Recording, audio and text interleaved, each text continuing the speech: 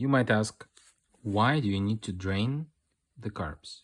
So, for carbureted bikes, you're supposed to drain for the winter. There's some gas still here, right? In the carbs, there's that much gases in there, right? So you don't want to leave the gas over months and months, right? Especially if your winter is long. But even if it's not, even if it's like if you know you winterize it for, let's say, at least 2 weeks, get rid of that gas in the carbs, because it's gonna gum up. It's going to harden and become the ethanol inside will attract water, and basically it's gonna clog your nozzles and and your jets inside the carb. So it's very important, before you winterize, before you put the bike away for the winter or for whatever, for storage, always drain your carbs to remove all the headache associated with cleaning the carbs. You don't want to clean those carbs because it's complicated, time consuming. If you don't do it yourself, it's expensive, and it's just a big headache. Okay, so make sure you drain your carbs before you put the bike away. How to drain the carbs. Step number 1, either close the petcock if you can from the tank so that the fuel doesn't flow, or just remove the tank. In my case, I removed the tank. Step number 2, for this step, you need a tube like this, a gasoline tube. Okay?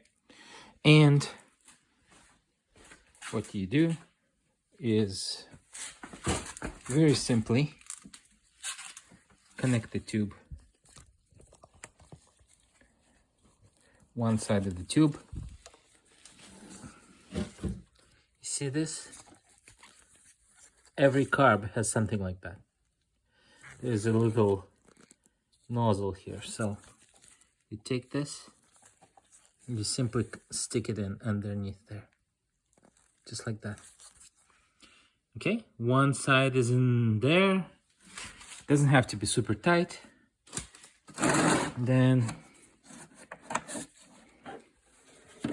you need H3 here. H3. Take that. I take this, just the bar. You don't need more than that. Just connect your socket to that extension bar. Right, this works exactly like a little tap. And so what you need to do is you need to take the second end of this. You need to put it into a safe container. So in this case, I have this gasoline container here. So let's see. I already drained some of the gasoline, so let's see if something remains in there or not. Okay, so you just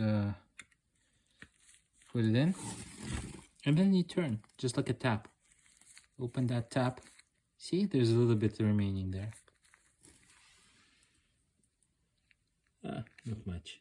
See? Just a little bit.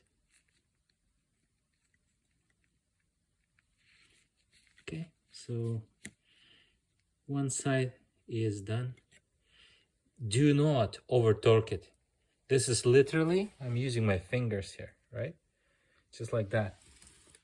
You don't need to over torque it, just like closing the tap, right? Then the next, this is the first carb, right? So you go to the second carb, and it's useful sometimes to go around. Okay, where's this thing? Oh, here. It's hard to see on the video, but yeah, there is another nozzle there. And you can see here, see that thing? Yeah, that thing. That's your second tap. Go in, just like before. Use your extension. Okay, and then you Open the valve. Don't think anything is in there. That's pretty empty. Oh no, there's some. See? Look at that. There's a bit of a gasoline there. We're gonna help it along a little bit. So maybe.